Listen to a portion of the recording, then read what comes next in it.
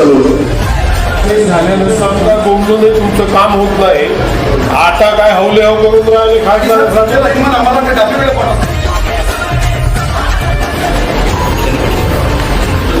पाहो मालक भुमरे साहेब गेला चुलीत, तुम्ही का नाही आले इथं? मीटिंग मध्ये मजाक समजून राहिले का तुम्ही?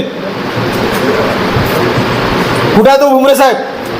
कोण आहे रे भुमरे इथं? हा